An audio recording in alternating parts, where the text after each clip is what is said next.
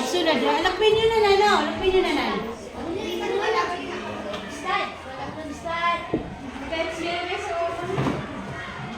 Di kasi dekat doy kap ko ko.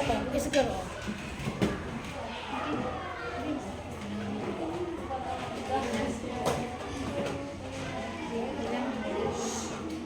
Assalamualaikum and good morning, children.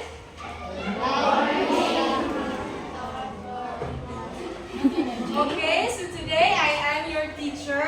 My name is Asrifa B. Adam and you can call me teacher Rifa. So, pwede niyo bang ulitin? Ano nga yung pangalan ko? Teacher Rifa. Okay, very good, teacher Rifa. So, how are you today, children? I'm fine, thank you. Louder. I'm fine, thank you. Okay, very good. So I'm glad to hear that all of you are fine. So today, before tayo mag-start sa ating discussion is mag-lead muna tayo ng prayer. So, sino yung gustong mag-volunteer na mag-pray? See? Okay? Magduwa ka rin. Pati lang yung babasahin mo sa front. Okay? So,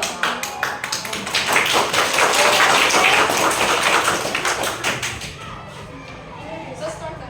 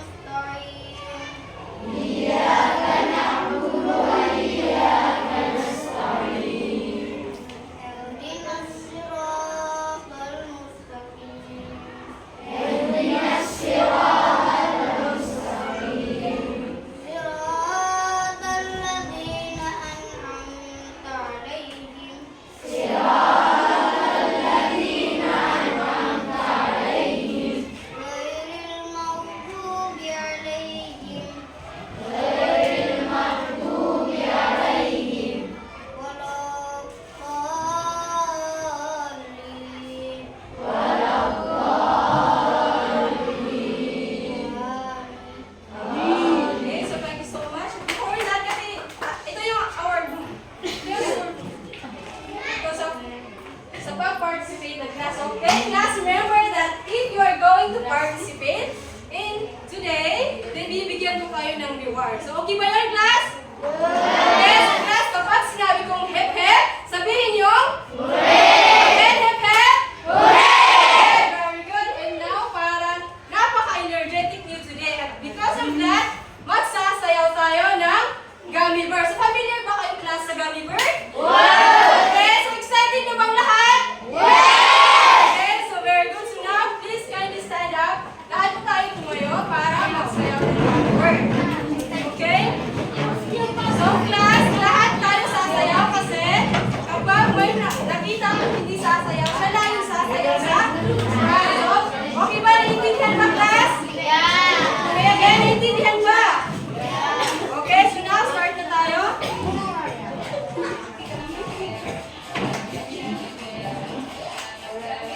Okay, si teacher yung mag-lead sa inyo. Okay? Let's dance!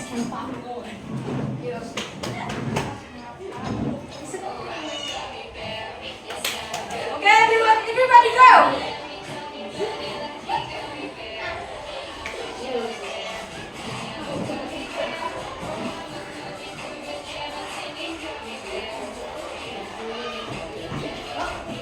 Go, everybody!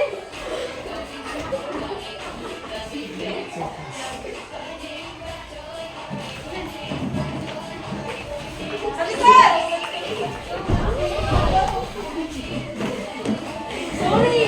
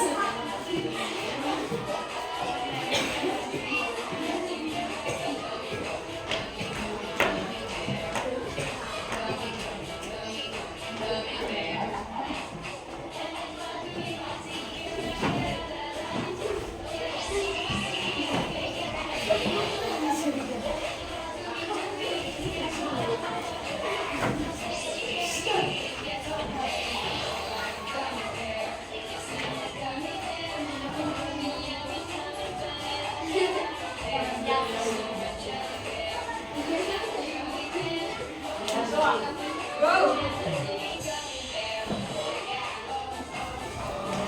Jump! Run!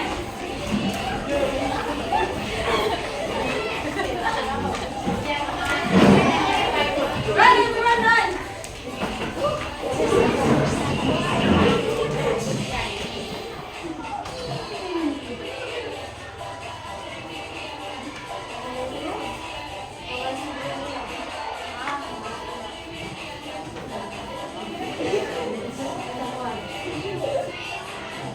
Okay, so thank you everyone. You may now take your seats. So thank you. Ready to ba ang ating dance today? Yes! Masaya ka? Okay, so very good. And now, before that, kailangan ko munang i-check yung attendance ninyo kung sino yung absent today. So, okay ba yung class? Yes! So, class, kapag narinig niyo yung pangalan ninyo, then raise your right hand. Taas niyo yung kanang kamay ninyo. Saan yung kanang kamay? Okay. Then sabihin niyo yung Alhamdulillah, teacher. Okay? Instead of sabihin niyo present, ang sasabihin niyo ay okay, boss, ano yung sasabihin ninyo? Alhamdulillah, teacher. Okay, so alin. Okay, absent. So, Amiruddin Johar. Okay, Ayunan Abdul Rahim. Very good, louder. Say Alhamdulillah, teacher. Okay, Bakarat. Abdullah. Absent. So, yeah. So, Abdul Hasib. Okay, so, very good. Okay, so, Bashir Amir Hasim. Okay, very good. So, Bashir Muhammad Noor. Okay, very good. And Kadir Isam? Absent. So, okay, meron siyang sakit. So, Kamar Alimuding? Okay, so, say louder, okay? Kailangan mataas yung boses niyo, okay? Okay, so, Hasan Hasib? Very good. Dato Muhammad Al-Faiz? Okay, very good. Dato Maas Ismail? Okay, so, Dimakaling Muhammad Farhan? How about si Gumu Arham? Okay, so Makapal Husin? Okay, so Makuti Muhammad Fashim? So, Maya Minuddin? Okay, so Manalokon Hasib? Alhamdulillah, teacher. So Manarundo Muhalidin? Okay, so louder. Muhammad Asraf? Okay, absent. So Pandaman Kasarudin? Absent. So Basugay Asnani? So Saidamin Wasim? Okay, very good. Saifuddin Hazim? Absent? Hasim. Salik Asdani? Absent. So, maraming absent today. So, Samaduri Mohsin? Samituri Mohsin? Okay, very good. Sampako Muhammad Yusuf? Zainuddin Aiman? Absent. So, Abulais Normaida? Okay, very good. Akan Nurunisa? Meron siyang sakit. So, Akan Nurunisa? Ay, lahat ba nagkakasakit? So, Ansano Janna? Okay, Batuk Suhaina? Kamar Alima? Okay, very good. Kandidato Umilania? Okay, so say louder. So, kusingan Junaika? Okay, so kusingan Princess Hafsa? Okay, so present sila. So, Dato Nurhata? Haji Abbas Asnifa? So, Haji Rashid Nur Saliha? Okay, very good. So, Jafar Asima? So, say louder, Madrigal Nasima? Okay, so Manalokon Hajar? Okay, very good. da? Oh, very good. Matanog ang na? Minso in Shira? Injira. Okay, so Muhammad Basima. Najir Nurjana. Okay, Umar Saima. Salik Faisa. And the last one, Sultan Raihani. Okay, so I'm glad that most of you are present today. So may mga classmates kayong wala dito kasi may mga sakit sila. And now, before tayo mag-proceed sa ating classroom, okay, class, silent, okay, listen carefully. Kasi kapag hindi kayo makikinig, tatanungin ko kayo. So okay ba yun? Okay? Okay, very good. And now, i-arrange nyo muna yung mga chair ninyo. Kunin nyo yung mga trash dyan, yung mga basura dyan, if may nakikita kayo. At bawal maingay. Dapat makinig kayo kay teacher. Okay, ano yung pangalan ko? Again? Okay, teacher? Okay, very good. And ngayon, gusto ko munang i-remind sa inyo yung mga class rules natin or classroom rules natin. So, kailangan siyang, kumbaga, gawin natin everyday. Of course, una ay ang pumasok sa tamang oras ng klase. So, pumasok ba kayo dito kanina? Mas nauna ba kayo kaysa sa akin? Okay, very good. So, panatilihing maayos at malinis ang silid-aralan. So, malinis ba ang inyong mga paligid? Sige nga, tingnan kung may kalat. Okay, wala, malinis nga. At makinig sa guro habang nagsasalita. So, kailangan nyo makinig sa akin dahil kapag may nakita akong hindi nakikinig, boys, is tatanungin ko. Maliwanag ba? Okay, okay? Okay, very good. At ngayon, i-check muna natin yung mga assignments ninyo. If may assignments pa kayo. So, mayroon ba? Why? Meron? Okay, so, meron din.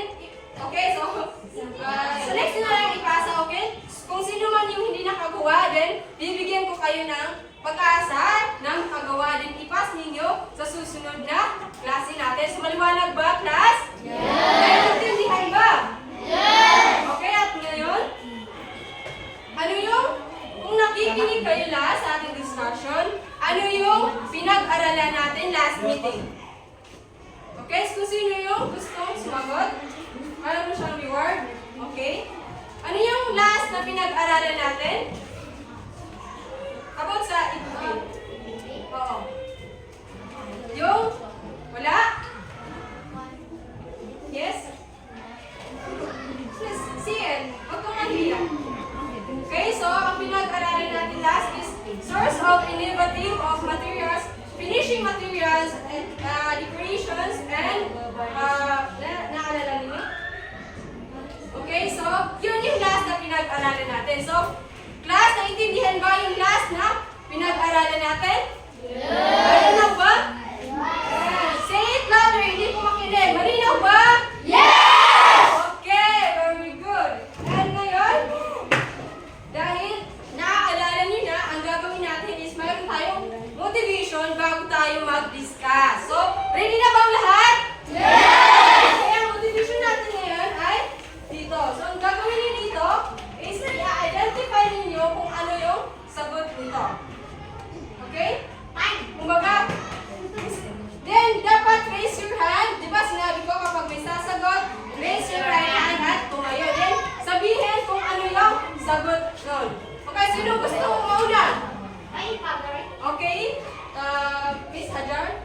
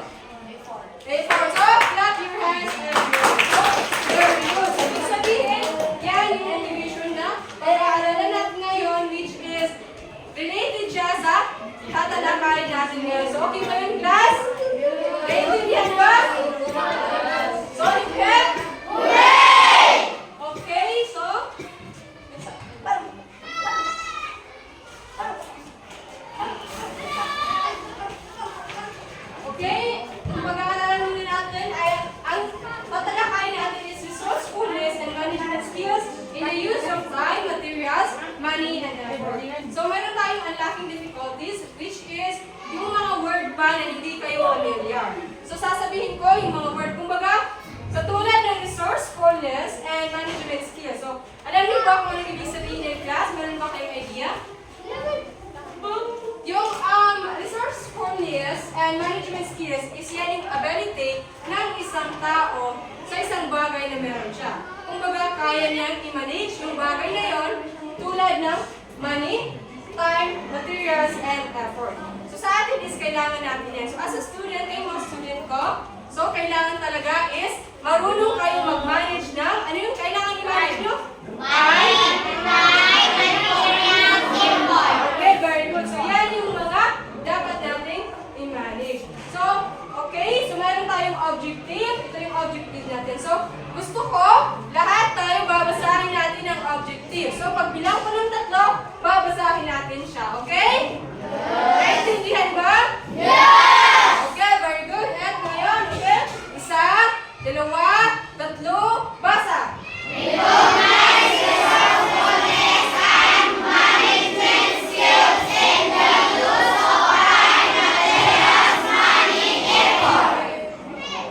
Okay, number 2.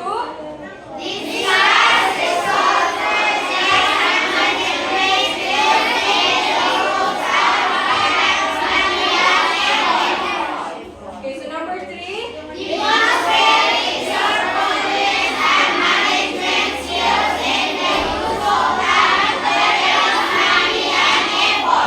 Okay, so very good. Yan yung mga object natin today. So now, let's move on to the formal discussion sa ating discussion today sa lesson natin na which is the resourcefulness and management skills in the use of time, materials, money, and effort. So kung sino yung gusto magbasa dito? Sino yung gusto magbasa? Okay? Ano pangalan mo? Okay, Miss Urjana, can you please read? Dito lang. It is believed that when a certain person has the characters of being resourcefulness and will manage as resources, he could easily gain success. The best way to achieve goals is having a character is someone who trust in making projects or any kind of business. Usually, characters are the base goals in achieving their goals. Okay, very good. So, ibig sabihin, ang resourcefulness and management skills in the use of time, materials, money, and effort is mahalaga yan. Kasi, sa atin, tayong mga tao is kailangan natin i-manage yung ating oras, no, yung ating pera, yung mga materials, at effort. And of course, itong resourcefulness and management skills is ito yung ability ng tao. Na dapat nandito, ikita yung sa tao para hindi nasayang yung isang bagay. For example, no, yung isang tao is marunong siya mag-enhance kung paano niya i-manage yung time niya. Yung materials, yung money niya is madali lang siya makagain o makakuha ng success. Kumbaga, madali lang siya makasuccess yung sa isang activity o yung sa isang bagay na ginagawa niya. So, naiintindihan ba, class? Yes! Of course, dito, sinasabi dito na the best way daw, remember, the best way to achieve goals is having a character that builds someone's trust. So, bakit class? Kasi nga, yung trust is pinaka-important yan. So, para ma-build natin or ma-achieve natin yung goals natin is dapat meron tayo itong katangian or character na tinatawag na trust. Dapat trusted person tayo. Kasi kapag may pinagkatiwala sa atin ng ibang tao, na is, kumbaga is yung money or yung materials is dapat, mahalaga natin o dapat napagkakatiwalaan tayo. Kasi kapag hindi tayo napagkakatiwalaan is,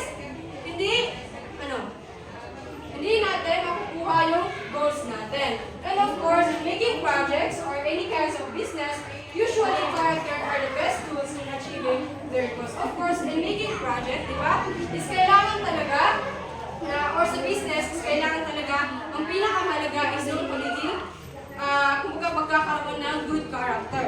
Kasi kung wala kang good character, kung wala kang magandang katangian, so did you think, class, na lalo kung yung business mo, did you think na magkakatiwalaan ka pa na, di ba? Dahil hindi, di ba?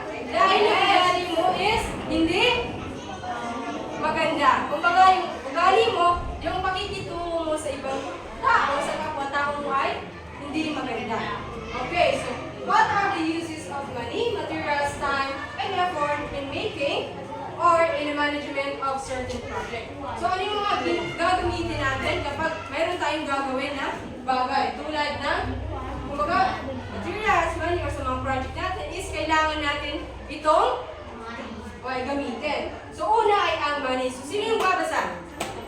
Okay? Okay, stand up and read. Money is the purchasing power that helps one to acquire many things. Okay, thank you so much. So money is ginagamit yan. Ano, saan ba ginagamit yung money? Needed goods and services. Okay, very good. Needed goods and services. Kasi yung money, yan yung ginagamit natin para bilhin yung mga bagay, yes, mga kailangan natin, yung mga materials, yung mga goods or services na kailangan natin in our daily life. Kumbaga, sa pang-araw-araw na kailangan natin, yung money ay gagamitin natin. Kumbaga, yung goods, yung kinakain natin sa araw-araw is gumagamit tayo dyan ng money. Okay, ginagamit natin yung money. And of course, class, yung money din is ginagamit yan sa business. Kumbaga, yan yung capital or yan yung kailangan financial support para makabuild, para makatayo ng business. Kasi kung magbi-business ka, class, remember, na kapag wala kang money, so sa tingin nyo ba, magiging successful yung business nyo? No. Bakit? Yes, she is true that because without money, hindi siya lalago or hindi siya magiging success. So, naintindihan ba yung money? Yeah. Okay, so hip-hip? Hooray! Very good. So, number 2 is time. So, time, sino yung gustong umasa? Ikaw? Another hand? Sino yung gustong umasa? Okay? Okay, please read.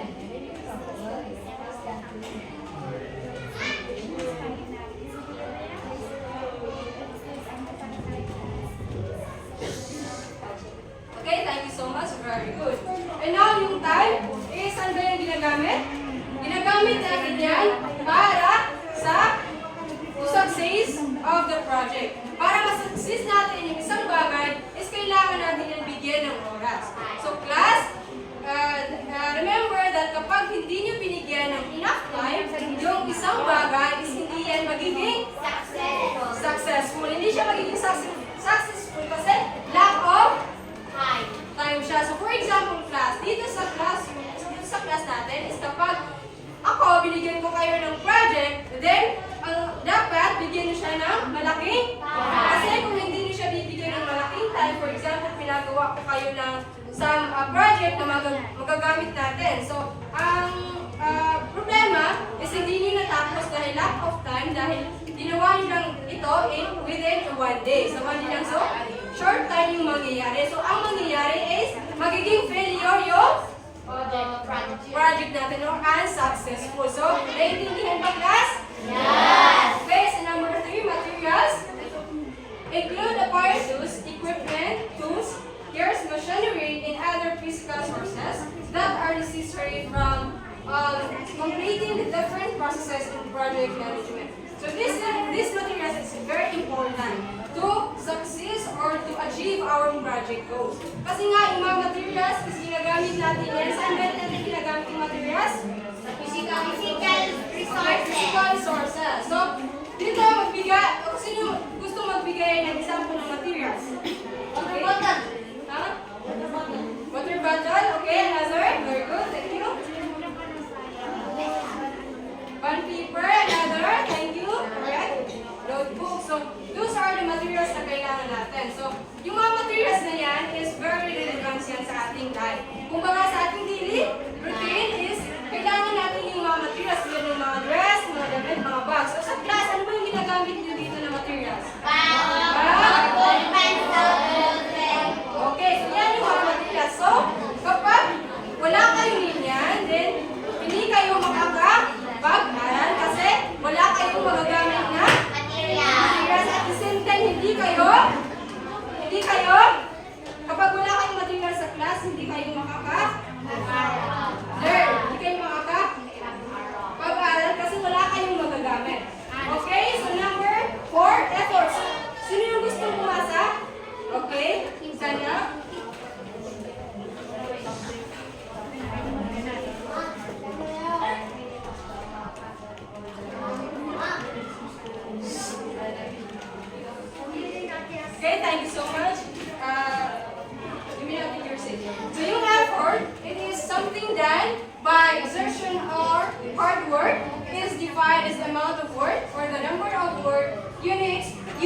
completing an activity. In simple terms, the effort is the number of hours workers spend focus on particular task to get a certain job done. So itong effort natin is ginagamitan yan ng hard work. Kumbaga, ito yung hard work natin na kung saan para mas success natin o para mas maganda yung result ng ating activity or ating project. So yung effort is ginagamitan siya ng ito yung kumbaga yung mga workers or yung mga student is ito yung binibigyan nila ng malaking oras para mag-success yung project at saka ano pa? Effort. So for example, kanina mga student ko is sinabi ko na, okay class, next time is, okay, next meeting is meron tayong exam.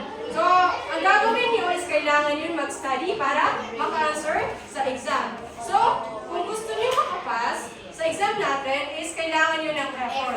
Saan kayo mag-e-effort? Sa study. Sa study kasi kailangan niyo makapasa sa exam. In simple terms, the effort is the number of hours workers spend focus on particular tasks to get a certain job done. So, ito yung kumbaga binibigyan ng tao ng oras yung isang bagay. For example, nakafocus din siya sa task na yun. For example, kanina na binigay ko na exam. So kayo mga student ko, is doon kayo nakafocus sa exam, doon kayo nakafocus sa goals ninyo na kailangan nyo makapas, then binibigyan nyo ito ng effort. Okay, to get a certain job. Okay, so naintindihan ba class? Yes. Okay, so effect? Okay, so let's proceed. Why is it important to be resourceful? So bakit nga ba mahalaga yung pagiging resourceful ng isang tao? Okay, so why are time management, money efforts, and materials being important in making a project? So bakit nga ba daw mahalaga, no, class, yung time management, yung materials, yung money, and effort sa isang project? So sino yung gusto mag-answer? Bakit mahalaga? Okay, anyone? Bakit mahalaga na gamitan natin ng time management, materials, money, at effort yung isang project para? Okay? Very good. So, give her a clap. Para maging success ang ating project. Kasi kung hindi natin siya gagamitan, is magiging unsuccessful or failed. Very good. And now, okay, every project needs a schedule to meet its end date. A team and a project manager must manage their own time to ensure that the schedule is met. So, yung every project is kailangan yan ng schedule of time. Kailangan yan bigyan ng time para magawa. Kasi kung hindi mo siya bibigyan ng time, meaning hindi mo siya magagawa in a right time. Kumbaga, lack of time ang mangyayari. So, ibig sabihin, hindi maganda yung project. Yung result ng project na yun is hindi siya maganda. Okay, so, team ng project manager. No? So, ito yung ginagamit na, kumbaga, itong mga sinasabi natin na money, time, materials, and effort is kailangan yan. So, aside from it, you can also manage the money well. That is put here for the said project. So, okay, so, class, saan nyo ba ginagamit yung mga money ninyo? Yung mga pera ninyo, saan nyo ba ginagamit? Project? Lunch? Ano pa? Sugar? Foods? It's juice? Ano pa? Hindi ba kayong, okay, business? Very good. So, business. So, parang businessman din siya. So, ginagamit natin yung pera natin sa mga daily needs natin. Sa mga goods or services na kailangan natin in our daily routine. So, sa pang-araw-araw is kailangan talaga natin ng money. So, yung money is kailangan natin siya i-manage. Bakit? Kasi magiging useless yung pera natin kapag hindi natin siya i-manage ng very good. So, if you do not create project schedule or do not plan the end date, there are chances that time will go by and your project will never get finished and there could be a loss of money, time, and materials. So, kapag daw gumagawa ka ng isang project, tapos hindi mo siya binigyan ng enough time, then yung project mo is unsuccessful siya kasi wala siyang enough time. Kapag hindi mo siya binigyan ng plan date, kumbaga yung plan date is magpo-plan ka, mag-iisip ka ng date, kumbaga okay, sa date na Tuesday, or sa day na Tuesday, ito yung gagawin ko. Gagawin ko yung project namin sa EPP. Okay, so in other day naman, ito yung gagawin ko sa Friday kasi mag-study ako para sa exam. So, yun yung kailangan natin gawin. So, remember class na kapag hindi nyo ginamit, yung time ninyo sa maayos na paraan is may useless to. No?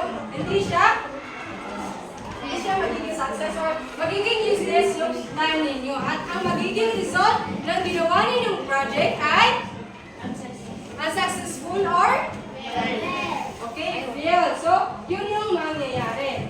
So, naiintindihan ba class? Okay, so, mayroon ba kayong mga katanungan, class? Nothing. So, tingin ba? Sa voice at the back. Mayroon ba kayong katanungan sa discussion natin ngayon? Okay, so, wala? Girls at the back? Mayroon ba? Sabihin nyo lang kung anong meron. Yung mga concern ninyo, yung mga questions ninyo regarding sa topic natin today. Wala ba? Okay, so wala. And, okay, dahil meron pa tayong gagawing activity. So, okay, so hep-hep! Okay, so ang gagawin natin, meron tayong gagawing activity. So, i-group ko kayo. Yes, i-group ko kayo. So, dito yung boys, one group yung boys. Okay, so sino yung gusto mag-volunteer?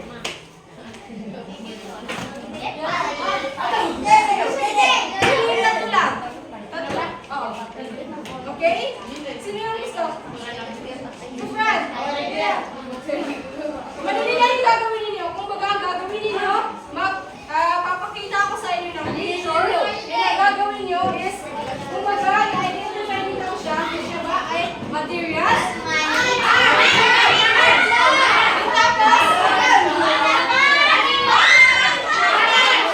Okay, go! Four members lang. Okay, 1, 2, 3, 4. Okay, come. Kung sa... Okay, pa. Dapat, kayo. So, dapat, sige na. Hindi. Sige pa lang yung eyes. Sino yung malilinis mo? So, ang mangyayari, mayroon dito.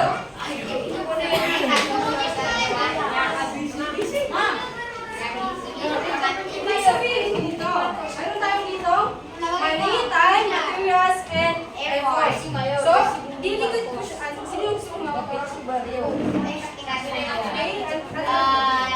Okay, so ang gagawin ninyo kapag nag-show ako dito, align muna kayo, bagyan muna ka ng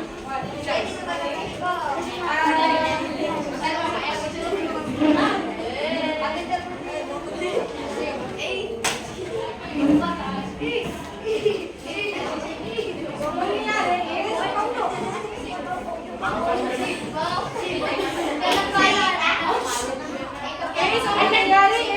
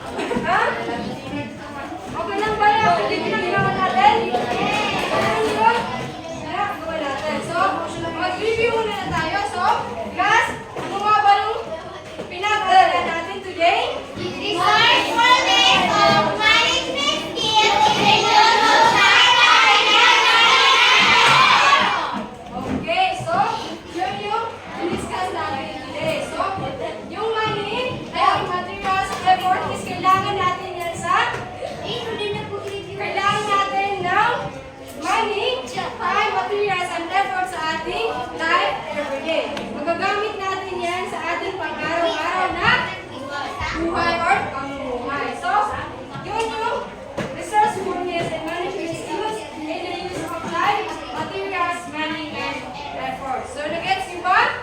Naiintindihan mo, class? Yes! Hep-hep? Hooray! Okay, so, very good. And now for your assignment, madali lang yung assignment natin. So, ang assignment ninyo, sa bahay ninyo, tatanungin nyo yung parents ninyo, or yung siblings, yung kapatid ninyo, or yung friend ninyo, kung paano nila i-manage, kung paano nila i-enhance yung time nila, kung paano nila i-gagawin. Gets nyo ba? Kung ba, saan ba nila ginagamit yung time nila? Saan ba nila ginagamit yung pera nila?